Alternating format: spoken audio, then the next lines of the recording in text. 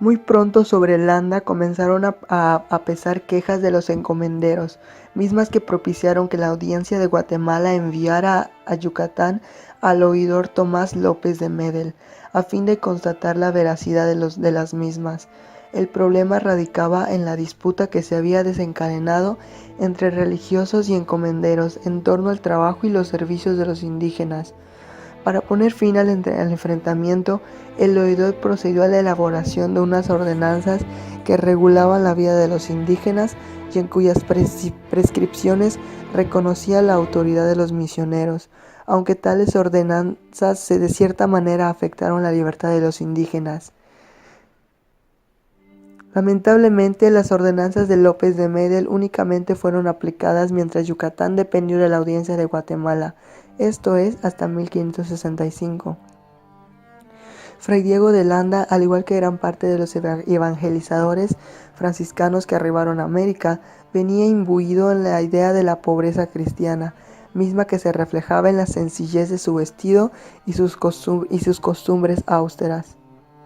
Con este afán religioso, Landa se dio a la tarea de evangelizar a los indígenas, reprimiendo la ejecución de lo que se consideraban actos de idolatría.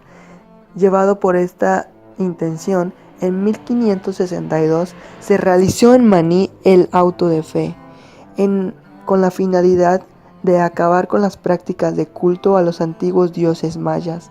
La actitud de Landa fue considerada fanática por el primer obispo de Yucatán, Francisco de Tocal.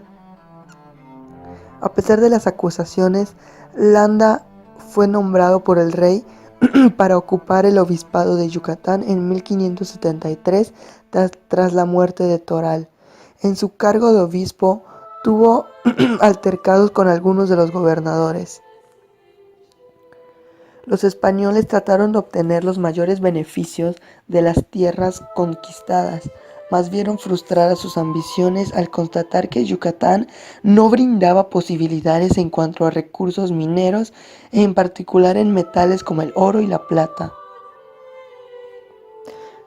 A cambio de la ganancia obtenida, los encomenderos tenían la obligación de sostener económicamente a los religiosos encargados de la evangelización de los indígenas, dado que la conversión era la justificación de la existencia, de la encomienda y aún de la misma conquista y posesión de las Indias por España.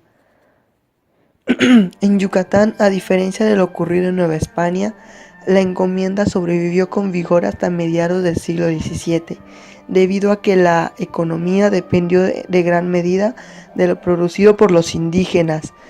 Cuando la corona prohibió el trabajo gratuito de los indígenas, los españoles tuvieron dificultad para obtener la mano de obra que requerían. Para remediar esta situación, se creó el sistema laboral pagado pero forzoso, conocido como repartimiento. Con esto, los indígenas tributarios quedaron obligados no solo a trabajar de forma rotativa y temporal en las labores agrícolas de los colonizadores, sino también en las obras urbanas y en las que llevaban a cabo los eclesiásticos como iglesias y conventos.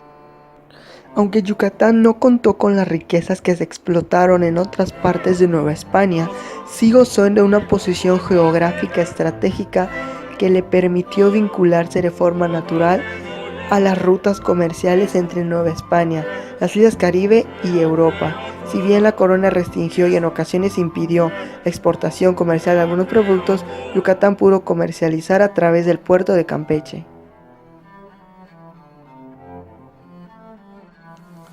La evangelización fue un instrumento para convertir a los indígenas a la religión católica. Los franciscanos dominicios y agustinos eran los religiosos ideales para esta labor. Los evangelizadores llegaron a Nueva España en la primera mitad del siglo XVI. Fueron en la mayoría de los casos hombres con una profunda vocación religiosa y misionera.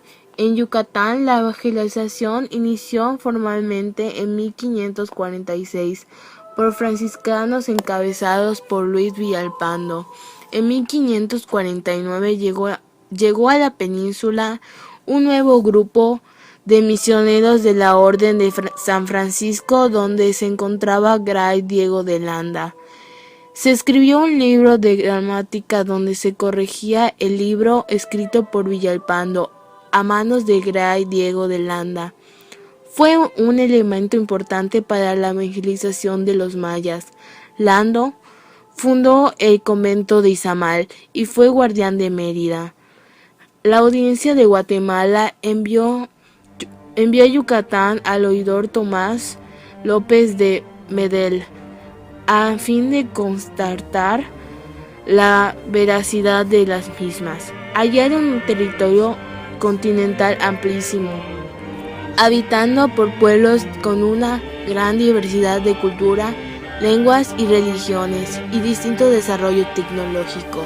Esto provocó el despliegue descubridor, conquistador y colonizador español y otros países europeos sobre América. Llegaron a América conquistadores, colonos y religiosos, quienes impusieron una nueva estructura política y económica, dominada por españoles, una nueva cultura de carácter occidental y una nueva religión, la católica. Los religiosos, especialmente los franciscanos, realizaron la conquista espiritual de los indígenas, es decir, los convirtieron a la religión católica y les enseñaron la cultura occidental. Dos visiones distintas del mundo no podían convivir. Debido a ello, gran cantidad de elementos prehispánicos desaparecieron. Por ejemplo, los códices y testimonios fueron quemados por misioneros. En cambio, hábitos alimenticios y algunas expresiones del lenguaje.